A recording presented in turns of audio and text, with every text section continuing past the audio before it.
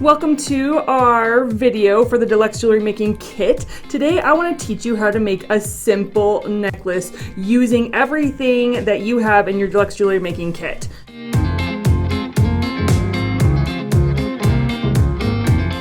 So you're going to need your round nose pliers, your long nose pliers, and your cutter tools. And then for the beads, I have 8 big blue oval beads with a white swirl and a little bit of brown to it. I do have 2 extras that I'll talk to you about at the end. And then I have 9 small tan rondelles. Now rondelles are just the oval shape bead. They're pretty small, but they're oval shape and they have a lot of cut on them, like they've been cut a lot so that it really sparkles when the light hits it just right. Then I have 78 seed beads, brown tan seed beads, as well as 2 split rings, 2 crimping beads, 1 lobster clasp, and of course your wire. Now the wire you're going to want to have it be 18 inches. We're making a 16-inch simple necklace, but you want it to be 2 inches longer than what you wear because you're going to need that for your clasp. So if you're making a 16-inch necklace, you're going to need to make it 18 inches on the wire. If you're doing a 17-inch necklace, you're going to need to have 19 inches of wire, and so on and so forth. So add 2 inches for the size necklace that you want to wear. So let's get started. I am going to take out my wire.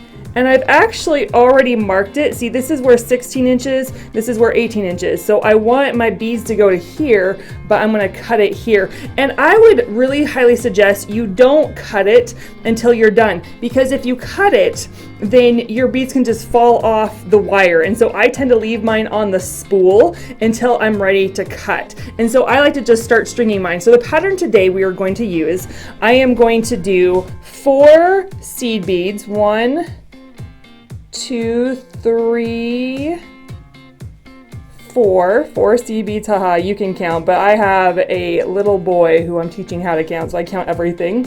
You're gonna do 1 rondelle, and then you're gonna do 4 more seed beads. 1, 2, 3, 4. So do you see that? 4 seed beads, 4 seed beads on this side, and in between is your tanned rondelle. And then I'm going to do one of these beautiful oval blue beads. I'm going to put that through, and that's going to be my pattern throughout. So I'm going to do this on this side again. So I'm going to do 4, 1 rondelle, 4, and then a big blue one. So here we go. I'm going to have my 4. And this is going to be the same pattern throughout the whole necklace. A simple necklace doesn't mean your beads pattern is simple. It just means that you're using all beads on a strand and you're not doing any other technique. And so this is just a simple necklace where we're just stringing beads in the pattern that we want, and then we will put on the clasp at the end. And so it's a simple technique, and only one technique that you use for this type of jewelry piece. So again, I have my 4 seed beads, 1 rondelle, and 4 seed beads, and then I'm going to add one of my pretty blue beads. And see how you do that? Yeah. So you don't have to mark your wire. I just prefer to mark my wire so I know how far I'm going. But you can just go as long as you want and then cut it, or you can mark it, whatever it is that you feel comfortable doing. And so I'm going to do 4 more of my seed beads. Now these seed beads are really pretty. It just takes a lot of them to go the distance, to have a lot on your necklace and stuff. So the bigger the bead is, the less work you have to do, but just depending on how much time you want to spend on your necklace, depends on how big a bead you want to use and stuff. And so it's a fun thing to do when you're jewelry making, is just have a pattern, and it may be tedious, but it turns out gorgeous in the end. So do you see your pattern? I think it's so pretty. I just love it. I love how you add a little rondelle in the middle because it adds a little pop, adds a little sparkle to it. If you don't like much sparkle, you can take out the rondelle and just put another seed bead in.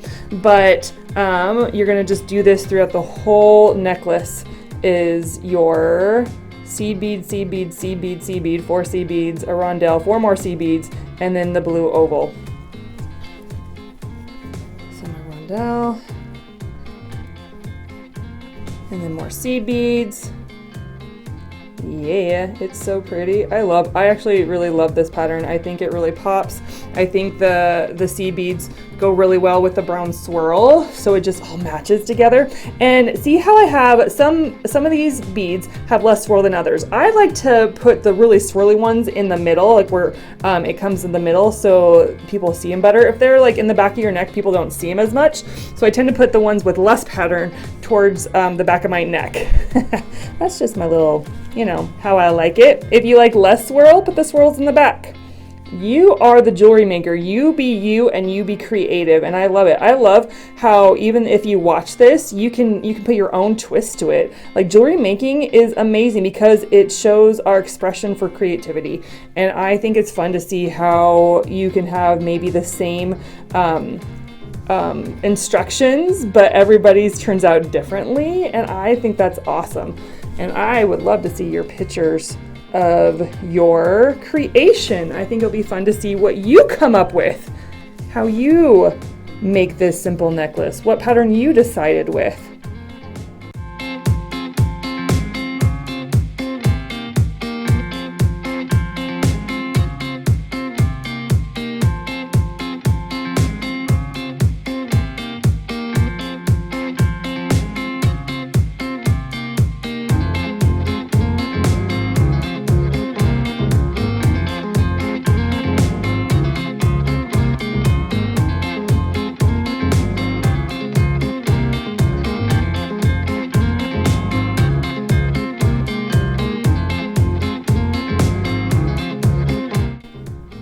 You know, and if you get to the end of your necklace and you made it all right, like look at that mistake, right?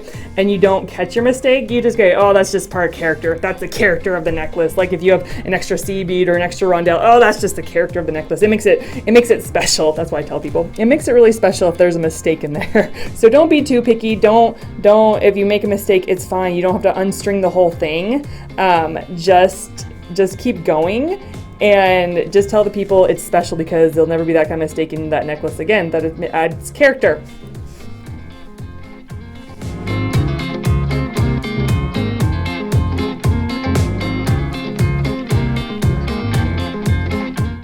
I love this cloth that is in the Deluxe Jewelry Making Kit. I love it so much because my beads really don't roll around.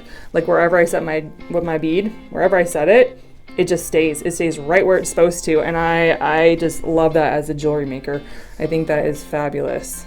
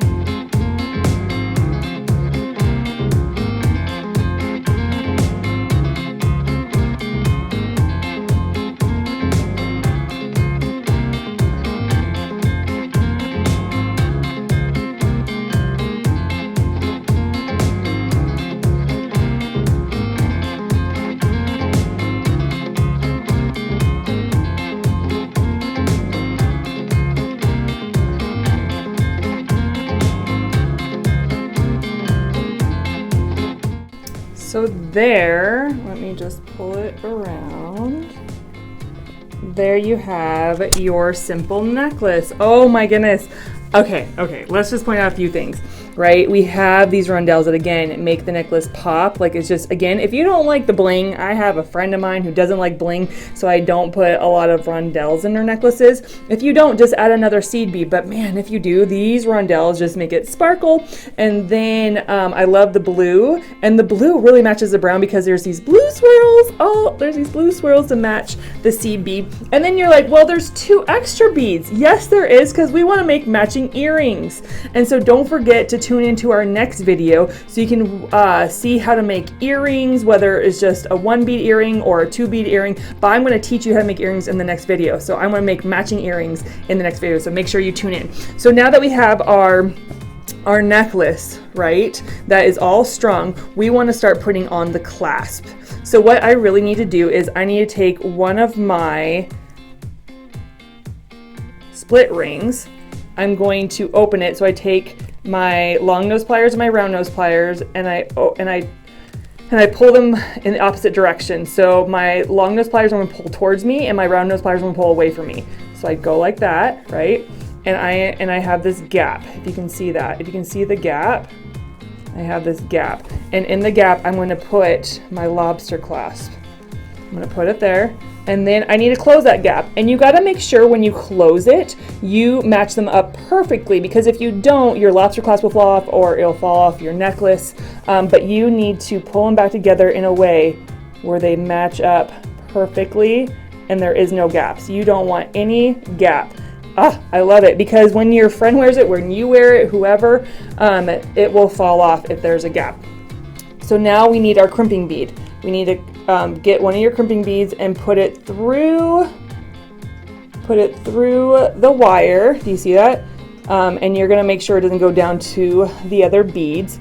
You're going to put your split ring through, and then see how I have crimping bead and then my clasp.